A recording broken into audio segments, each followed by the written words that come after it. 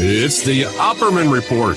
Join digital forensic investigator and PI Ed Opperman for an in-depth discussion of conspiracy theories, strategy of New World Order resistance, high-profile court cases in the news, and interviews with expert guests and authors on these topics and more. It's the Opperman Report.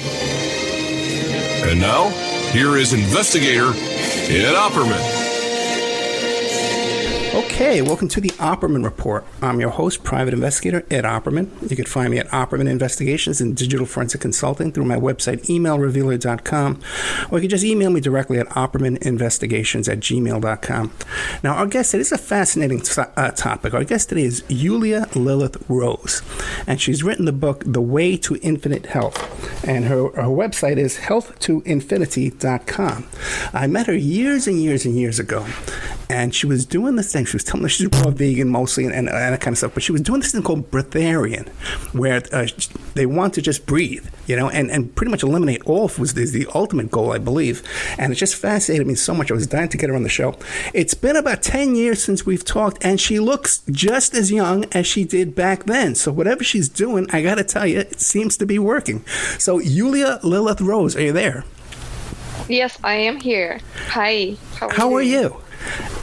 I'm great, thank you. Tell us about yourself. Who is Yulia Lilith Rose? Well, I am on a path, on a journey of exploration down the rabbit hole. Actually, the journey started when I did not experience full benefits of a healthy person. I struggled with my health and had a lot of health issues since I was a kid, but I don't know whether I was lucky enough or unlucky. I was born in a family of doctors, so anything that was ever wrong with me was always addressed with some kind of form of a pill or a treatment or something that doctors would usually do to their kids. Well, in general, to people. So, and that's how I was raised. So there was always an answer to a question, but it didn't seem like it was a permanent answer or a solution to a problem. It was more like a band-aid to an issue, and to especially chronic issue, like let's say allergies. Like we all I don't know about other people, but it seems like that specifically in my family, my both parents, being doctors, believe that, for instance, allergies is a genetic disorder. Right. It's autoimmune disorder, and the only way to address it is to give me as many pills as possible, antihistamines. And that was the solution, which wasn't really the solution because you have to do it indefinitely. Now, this was you were born in Russia, right? Yes, I was born in Russia, and I came to America about 20 years ago. And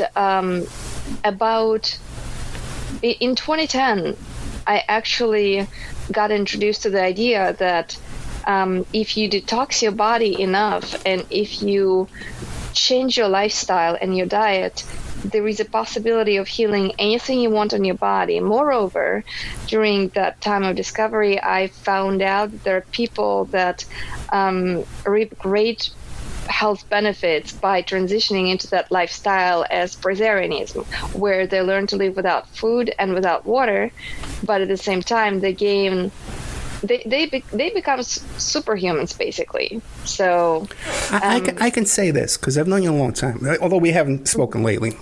But 10 years ago, when you were first getting into this, you and your boyfriend at the time were the two most healthiest people I've ever seen in my life. You were both extremely physically fit looking, and it's still today you look the same exact way you did right now as you did back then. Now, thank you. Breatharian, you're saying without water. Now, what's the longest you've gone without food and water? Me personally, I'm still on the journey. So the longest that I went was 9 days, no food, no water. But I didn't jump right into it. So to everyone who might want to try that, I highly suggest, first of all, to have someone to supervise them. It's a very serious venture, and it's very dangerous as well. So it took me more than 1 year of preparation to go even that far. I started with 1, then 3 days of dry fasting. Dry fasting is no food, no water. Right. And it's very important to know how you lead in and lead out. It's even more important than fasting itself.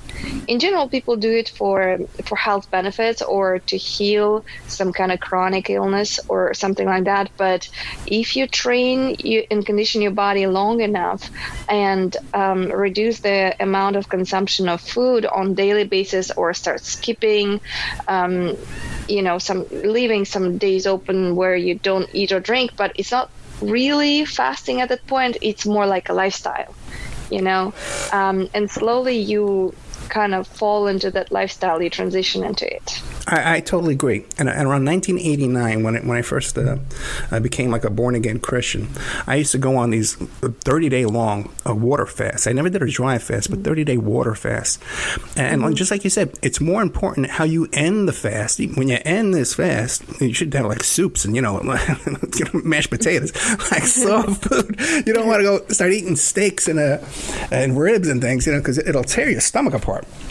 Right. It really causes a lot of damage. Really sick. Yeah, definitely. You can get really, really sick, and I cannot stress enough how important it is, because if you go 3 days no food, no water, and you lead out somewhat okay, you follow kind of rules, but a lot of people that I know that when they start, they kind of they feel like they starve themselves for 3 days, and then they jump on and binge eating. But if they binge eat even fruits, they might feel not good, but it's forgiving. When you go to 5 days and you make a mistake, you might have some serious side effects.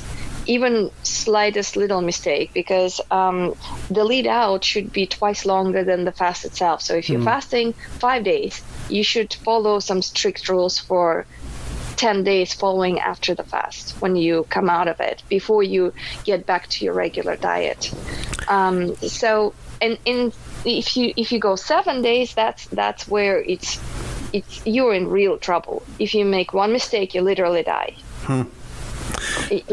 One lady, she did just fine, 7 days no food, no water. She fasted just fine. And then when she was coming out of it, she felt like her intuition was telling her that she needed to drink a gallon of orange juice. Oh, my God. Well, yeah, she went into coma, and 3 days later she died. So it was sad.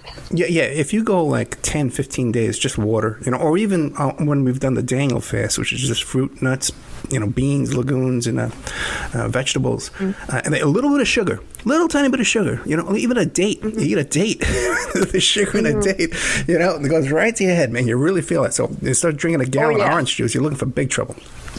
Oh yeah, totally. Now, totally. Yulia, let me ask you a question now, because we're getting to the extreme here. The breatharian is extreme. You're raw vegan. You're a sensible person. You're in good shape. You have a very healthy, it seems to be enjoyable lifestyle with the dancing and all that kind of stuff I see on your Facebook page. What other techniques do you need to do when you go into that extreme of breatharian? Besides just cutting off water and food, what about your breathing techniques, your resting, your exercise? What else do you have to do? Meditation? Well, I'm not a breatharian myself, not yet. But I am. I'm eating once a day, and usually it's when people ask me if I ate or what did I eat, and I tell, today I had, I think, half a cucumber and avocado. Well, anything else? Well, I don't think so. I don't recall. And they're like, well, that's not food. What did you eat? I'm like, well, that's what I ate. So for others, it might not be even a meal, but you don't, like I said, you transition into that. You don't jump into that. So, because otherwise you won't be able to balance out your weight. It takes time for your body to get used to changes, and changes should not be huge, and not you can't change overnight and jump right into it. I totally agree. Well, give us an example. What is your height and weight right now? My height and weight, I am thinking that I'm much closer to my ultimate goal of becoming a breatharian, because it seems like my weight stabilized and I'm not losing it anymore, even though like before it was kind of like I'm 5'4.5", almost 5'5", and my weight was, before when I was transitioning, it was 100 pounds, and some people would look at me and they'll be like, oh, you look too vegan, you should start eating.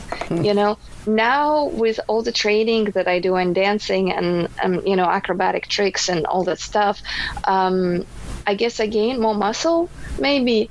Right now my weight is between 110 and 115, which is, I think, is a lot for me personally. I think the most that I've actually ever weighed with that little amount of food consumption. It's amazing that I'm holding this weight, and more amazing is that I can train 8 to 10 hours a day, like dancing and doing tricks. So and I train a couple days a week, and my instructor is quite strict. He's always pushing me always farther than I think I can go and can do, which is really awesome. And just recently on your Facebook, you're demonstrating, you're like in one of those ball pits, and you do this big giant, you did a couple of them, it looks like. You did this big somersault into the air. Right, now that's recent. That's recent? Okay, it's fascinating. Yeah, I train a lot. Yeah, our tricks actually are more and more complex, because the goal is, if I get good enough, we'll compete. But I don't know where I'm at, but I'm very happy at the same time, in a sense that I see that we are doing more and more complex tricks. So I guess we're progressing in that direction. Well, yes. If you progress any more, you're going to be able to fly away. Okay, put some wings on you. That's what we're doing. Yeah, that's what we're doing. And it's trial and error, and I get injured also, and then but I don't miss trainings when I get injured, like fractured my rib doing a trick, and I still didn't miss a day of training. We just went easy on tricks during the time of healing, but something happens sometimes, so injuries are not, but the thing is, it heals quite fast. Like I think faster than on a normal person. That's another benefit. There is not much inflammation if something gets hurt on the body, and healing process takes much less time than on a regular person, because if you are on that diet, on that lifestyle, in general, there is much less inflammatory processes in your body, so your body can cope with any kind of injury much faster. In your book, The Way to Infinite Health, which you can find it on the website health2infinity.com. And now, is this like a recipe book? Is it a cookbook, or is it more than that? No, there's nothing about recipes down there. Basically, how I came about to writing this book is I wished at the beginning of my journey I had this book to read. It would have saved so much time for me. I had health issues, and I wanted answers, and no doctors or anyone were able to give me those answers. I had a lot of allergies, like over 70 different allergies. I had joint issues. Quite often my knee would go out. I wasn't able to train, or when I would go to the gym, I wasn't able to work out my legs because of my knee. I had I would always get sick and stuff like that, so I was looking for answers, and I believed that if I detoxed, I would do that. And I read a few books, and those books kind of set my mind on this path, that I need to change everything that I do, like what I apply to my armpit, deodorant, so there's no any toxins in it, shampoo, conditioner. People don't realize that we're eating not just necessarily even by eating food, but what we apply on our skin, it goes under the skin, it goes into the bloodstream. Basically, you ate it. You put lotion on your skin, you basically ate it. So my rule of thumb, if you can't eat it, don't put it even on your skin topically. So that is so true. And people can check out our sponsor, puresoapflakes.com. When you use that soap, when you get off that chemical soap, you want to smear this thing all over your body. You want to touch in every area of your body because it feels so good and you feel so different than when you're using that horrible. It actually removes a layer of your skin, that stuff you buy at the store. So you want to stay away from that. So, Lilith, if we want to start off with this, how do we start off? Detoxifying? How do you detoxify? Well, it's I think it's the lack of knowledge that we're missing, because in order to make some kind of commitment or choice or decision, you have to understand why you're doing that. So in my book, I'm explaining, rather, it's not a cookbook or anything, but I explain why it's not good to do this or this or that, and give them further sources for researching. If, like, for instance, why you probably should not consume meat, because it's not, or animal products, it's not the best choice for you. And people don't know why. They kind of hear this, oh, well, someone thinks it's like that, but without reasoning behind it or science behind it, it's like, well, McDonald's is bad too, so what? I won't die if I eat it. So there's explanation in the book why it's particularly not beneficial for you, and if you really want to dig into it, you can go to the book where I sourced it from, and it's another, like, really thick book, and read that. But if you don't want to do that, there is a summary, just one chapter that you can read, the overview and summary and all the main points, and kind of, go with that.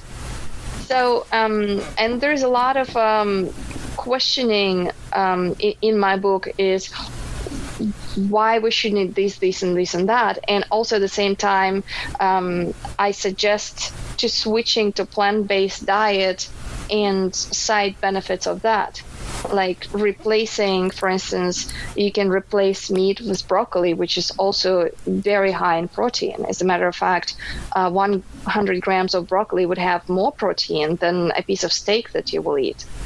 So at the same time, I touch kind of some ABCs, let's say, of how to detox your body and how to even test yourself at where you're at, because nobody even knows how alkaline or acidic they are and what exactly even it means.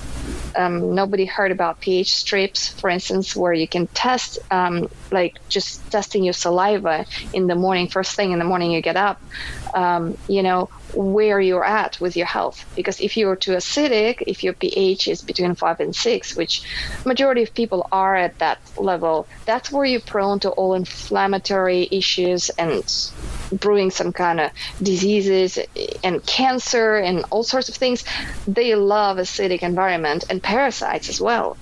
And how to bring your body to more alkaline state. That's Yulia, let me ask you this. Let's say, like, because I'm vegan now. I'm not raw vegan, but I've been vegan now for about 3 or 4 years. But the average person who's out there right now, they're eating meat, they're smoking, they're on some kind of medication, they've been drinking alcohol, they don't exercise that much. What would you tell that person? How do they get started? Well, first of all, they should probably inform themselves and understand what exactly they're doing to their body. Because I'll give you just one example that, I didn't know the full realization of the word stimulant, like salt is a stimulant, right? I had an understanding of it, like, okay, well, salt is a stimulant, but I didn't have full realization of it till I experienced it by myself after going 5 days no food and water, and not waiting for 10 days afterwards like you're supposed to, and going slowly leading into your regular diet. On the 5th day, I decided I wanted to use a little salt, which you should wait at least 10 days after 5 days no food no water, And when I put that little salt on my cucumber, I remember I ate it, and right away I felt that rush, and like my heart was pounding like it was gonna jump out, and I had this throbbing, pulsation in my head, and I thought I'm gonna die from migraine. And then I realized that it's like giving a newborn baby, starting, with baby steps, but you gave like a ton of salt right away.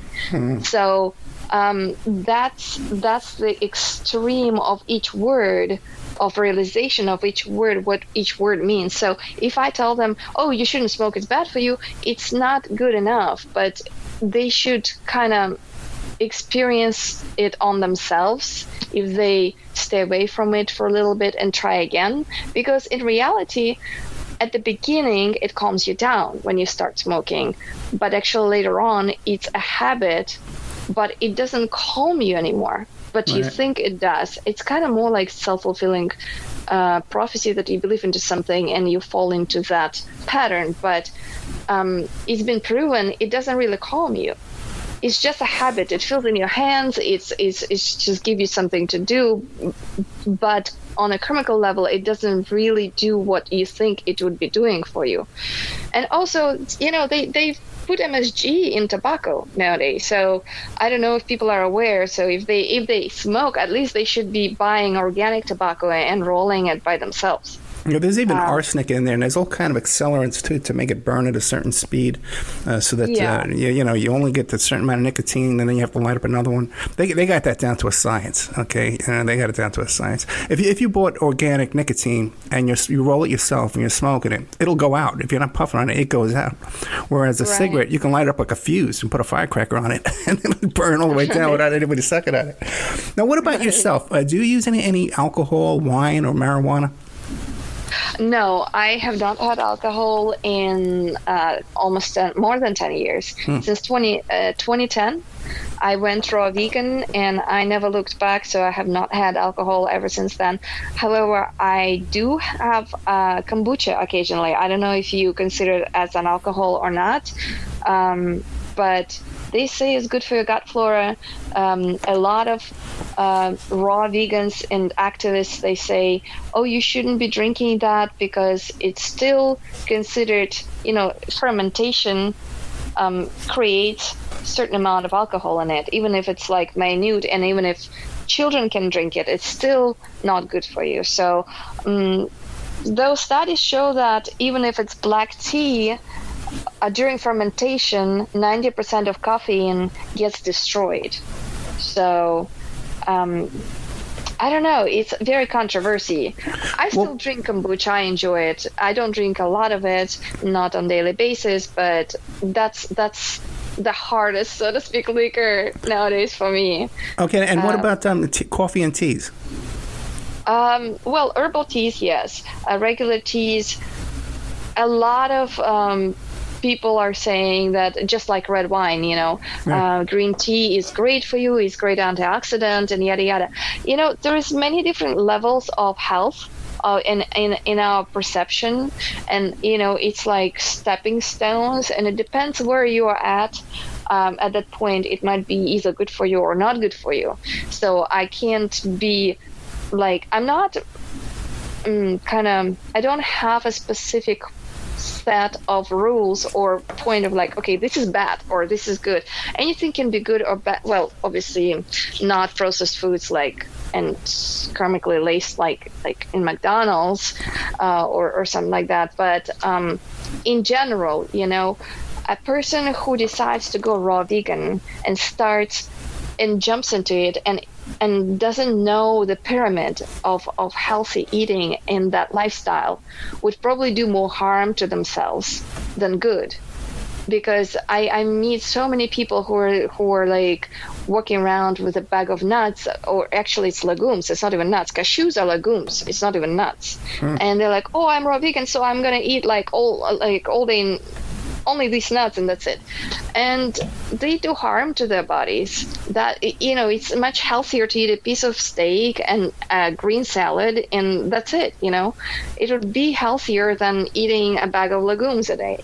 So, and again, with green tea, it's the same thing. If you are raw vegan or monofruitarian or fruitarian, or even farther along the way, then drinking such strong stimulant with caffeine in it, like green tea, probably not the best idea.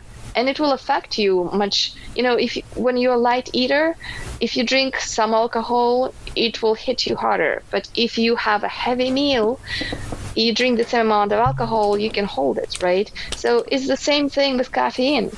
If you're a very light eater and you drink some green tea, it might not be the best choice for you. But if you are, I don't know, eating still animal products, it might stimulate your digestion. It might be doing something good for you. I don't know. And in your book, The Way to Infinite Health, you describe medicinal mushrooms. What can you tell us about that? Well, in general, the first time I heard about mushrooms in general, it was, I remember it was a long time ago, David Avocado Wolf, who is a very well-known raw vegan, and he's been for decades raw vegan, and he never ever gets sick. And one of his lectures was about mushrooms, and that's where I've heard the opinion that you should not be eating mushrooms to begin with unless they're medicinal mushrooms. So because it's supposed to be fungus, and mushrooms are really awesome when they grow to absorb all the toxins out of the ground and radiation and stuff like that.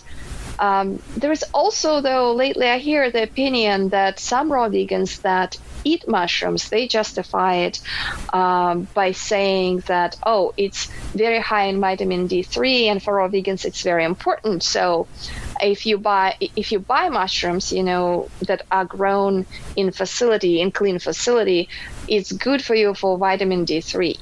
So in general, medicinal mushrooms are very strong helpers. It's like superfoods. And depending on what exactly you're going for or what health issue you have, it's really awesome to use it as a helper or a way to achieve your goal. I used to have a sponsor on the show, MichiganMushroom.net, and he used to talk to me. This guy was obsessed with mushrooms. He was a genius when it came to mushrooms. And he talked about how around the world this chaga tea, this chaga mushroom tea, is considered very medicinal and beneficial to people. Yeah. Have you heard of it? Yeah. Oh, yeah, that's my favorite. You took it out of my mouth. I wanted to, for instance, and I just wanted to say chaga. Yeah, so chaga is really extraordinary because people like to use it not just in medicinal ways, but also as a spiritual guide, so to speak, because it helps you to detoxify your pineal gland, your third eye. So, and also it's a strong antioxidant, and it kills a lot of parasites in your body. So, and including even funguses like Candida, it helps with that too. But a lot of parasites do not like it, like a lot of flukes and other different parasites. I don't know specifically which types of parasites, but I know that one of the breatharians, actually, his name is Jericho Sunfire. He is a good friend of this well-known raw vegan raw foodist David Avocado Wolf. And when he was coming to visit David Wolf back then, he really enjoyed drinking a lot of chaga mushroom, but he would go like all crazy on it. He will go all the way out. He would not drink in small portions, but he would mix huge mixtures, like tablespoons of that powder, and push it through his body. And based on his words, he was saying that in spite of being already a breatharian, you might possibly still have something in your body. And he said it did miracles to him when he was drinking it, because it flushed a lot of interesting things out of his system. So, yeah. Now, you mentioned also earlier spirituality. Now, I know that when I detox from the meat and the blood and the flesh and all that stuff, once you're really away from that, and you've really cleaned yourself out from that, it does change your way of thinking and your empathy and your value of life, all life in general. I mean, what kind of experiences have you had? Yeah, it's very actually interesting. In general, my transition was very interesting because I went that direction not out of some kind of spiritual movement or some idea, but I just I don't care if you kill that cow or not. I don't care what happens to animals, but I just want to be healthy. Right. And I need to detox, so I quit. And when I did it, I went cold turkey. I went 100% raw vegan. And back then, when I was with that boyfriend, he also went raw vegan with me, except the first, I believe 4 months, I think it's like something like 5 months maybe. He was bodybuilding, like he was going to the gym, not to compete or anything. It's just like a lifestyle. So 6 days a week, he was in the gym for 1.5 hours, working out real hard, lifting weights and stuff like that for decades. So it's kind of a lifestyle for him. So he felt like, oh, well, I don't know. I'm not sure about this idea about protein, so I'm not convinced yet.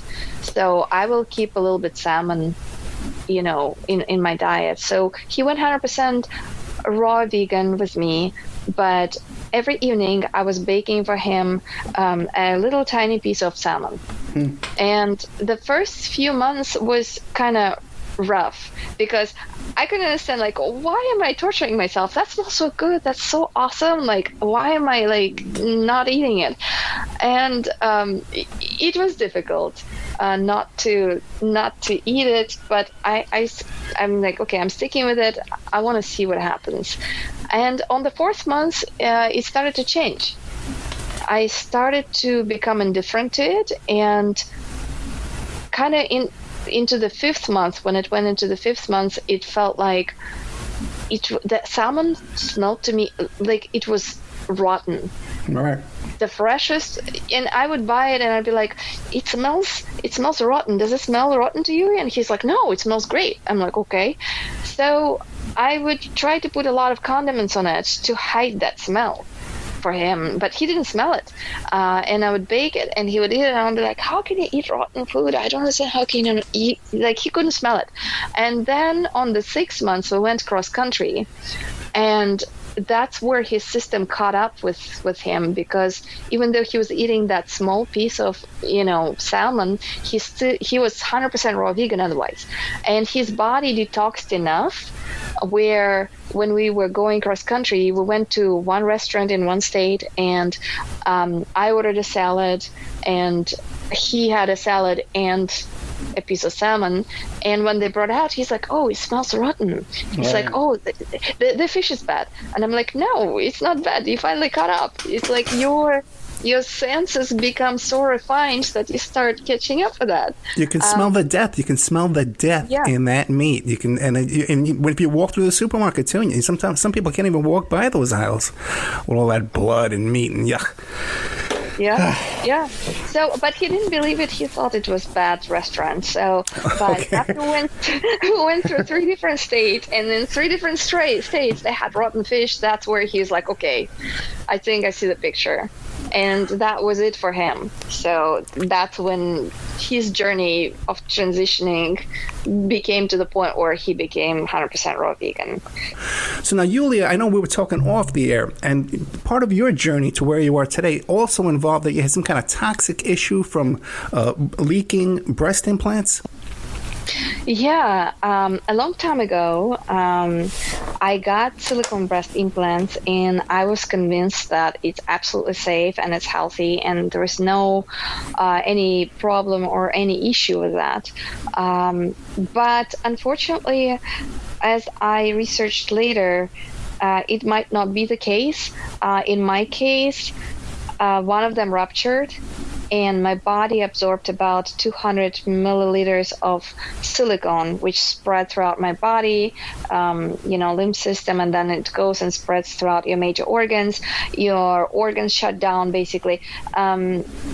People that know what I'm talking about, they call me a miracle child, because if you absorb that amount of silicone, you either stay in a wheelchair or die.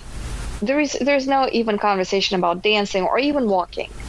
So, and only because of my lifestyle, I kind of put myself back together and pulled through it and actually can dance. And not just dance, but, I didn't have that much stamina when I was in my teens.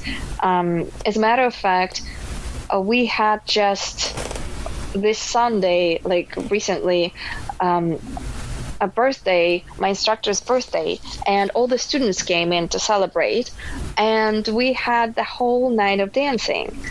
And there was a girl on the dancing floor, and she's in her 20s, and she was complaining that she was tired, and I was looking at her, I'm like, wait, how can you be tired if I'm not tired? And it was strange to me how much, I guess, conditioning and work I've done on myself, because I feel stronger now than when I was in my 20s. At least I can go on and on and on all day long, and I can train for 8 hours straight and in heels dancing and doing tricks, and it's amazing. So the journey is amazing. Besides the dancing, do you do any other kind of physical exercise?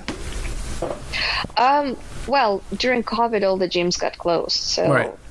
Yeah, but before that, when I got silicone poisoning, there was a period of time in my life where I was bedridden. I was bedridden for about 5 years. I wouldn't even get out of bed. And that's when I got this thought in my mind, when I read hundreds and hundreds of books trying to find the answer and researching and testing and trying on myself everything I could, and I succeeded. And that's when I had that thought in my mind, oh, will I ever dance? And that's when I felt the determination that, oh yeah, I will dance, and I will dance better than ever, I started when I got better, and I detoxed enough, because no doctor was helping me on my journey in the sense of getting better. Only me and regular methods of detoxing and knowing how to do it the proper way, and diet, but I wouldn't call it a diet. It's a lifestyle. For others, it might be a diet, but for me, it's a lifestyle, raw vegan lifestyle, fasting, and other tools that I use to detox. Also, when I started to get better, I was going to the gym pretty much every day, at least 5 days a week. Let me ask you this, because when you say detox, I know a lot of people will hear that and they'll Google, detox, body cleanse, and they'll go online and they'll see these pretty much multi-level marketing, get rich quick schemes on juice cleanses to drink. But what is it you actually recommend? Because I know you do consultation too. People can go to your website and consult with you. They can go to health2infinity.com and speak to you about their personal issues. But what do you recommend to take part in a cleanse? Well, I mean, I'm not a doctor, so I can't give health advice per se, but I can point them the right direction and give them information, and based on my own experiences, share it with them, and they apply it to themselves. So it depends on the health condition. There's few people so far that claim that I saved their lives, which I cannot take that credit. All I did is I shared my information with them, and they did the work. So, for instance, one person is a friend of a friend who was told she had gallstones, and she was ready to do surgery and cut out her gallbladder. And I was devastated when I heard that. I was like, no, you cannot make an invalid out of yourself. You're too young. You will have to be on a strict diet. It's constant issue and problem. You need this organ. It's there for a reason. You cannot cut it out.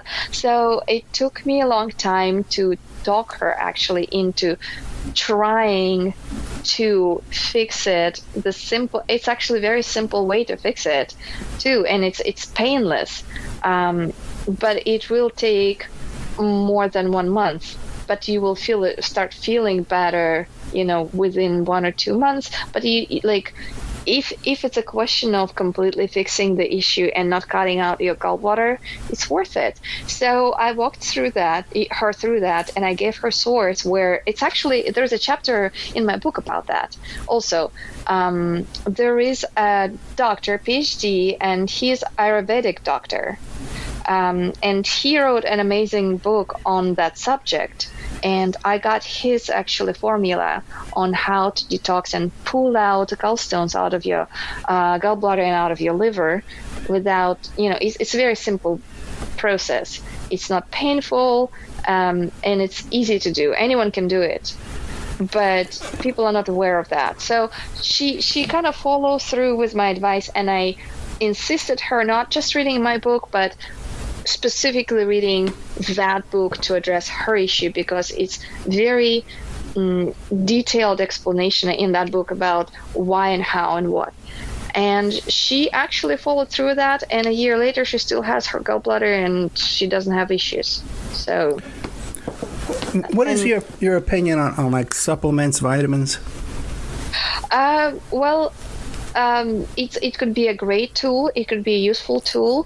I'd say it's a crutch, because it should not be used permanently. It's a temporary way of correcting your issue faster. It could be. Definitely, I am for some superfoods, and actually some superfoods I would say probably should stay in your lifestyle more or less for a much longer time, like chlorophyll, anything that has chlorophyll, like wheatgrass, or wheatgrass shots or something like that, that would be always beneficial for you. And it's rich in nutrients. And as a matter of fact, if you drink enough of chlorophyll on daily basis for a prolonged amount of time, it's not just it will really expedite your detoxing, but you will start noticing that you're changing your hair back from gray to your original color. And that's one of the things that people experience, and they're really surprised because they don't even know that it's a possibility, Yeah, wheatgrass too. That's like, it'll give you energy too. It's better than that 5-hour energy nonsense stuff that they try and say at the gas station over there. It's much, much better. Definitely. Now, one more question too, because you keep talking about all this dancing. Now, is this something that you're like a professional dancer? Like, what's your goal with all this dancing training? Well, initially when I was bedridden, I was really, I saw this beautiful dance. It's a Latin dance. It's bachata. And I was like, oh my gosh, it's essential bachata. It's so beautiful. I really want to learn how to dance. And at the same time, there was this huge urge because I was bedridden. I'm like, I want to dance.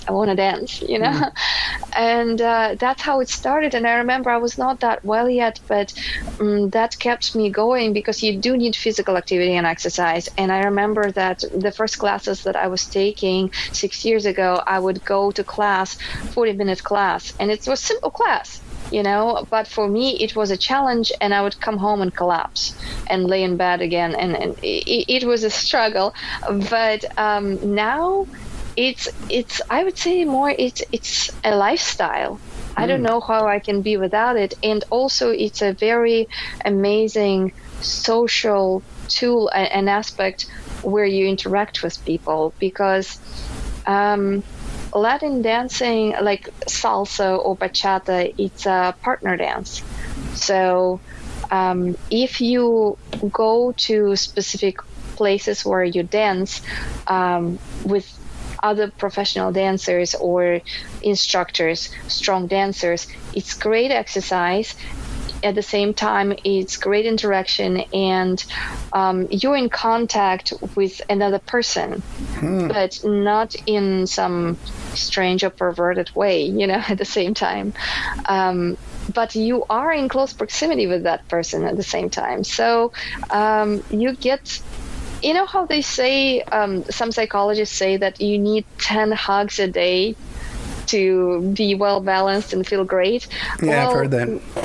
Yeah, so that's kind of one of those things for me, in a sense that it's not direct hug or anything, but you keep your frame, you hold each other's shoulders, and when you dance, so because of that it's close dancing, you do get some emotional satisfaction out of it too, besides exercising. And my instructor actually is, he always pushes me beyond my own limitations, till like I literally collapse on the floor in the studio. I'm like, okay, I cannot do that anymore, and it's a challenge because every day after good training, your body hurts for at least 2 or 3 days. And that I think that if your body doesn't hurt, you don't challenge it enough. I was just gonna say it's a good hurt, you know. It's a good. It's a good. But Yulia, we are out of time though. Yulia Lilith Rose, it's been wonderful reconnecting with you. You have such good energy, good positive energy. The book is called The Way to Infinite Health, and the website is called healthtoinfinity.com. You can contact Yulia and discuss your path and what you want to accomplish, and she can help you out there and be a little coach for you. Yulia Lilith Rose, thank you so much. Thank you. Thank you so much for having me. Good night. Good night.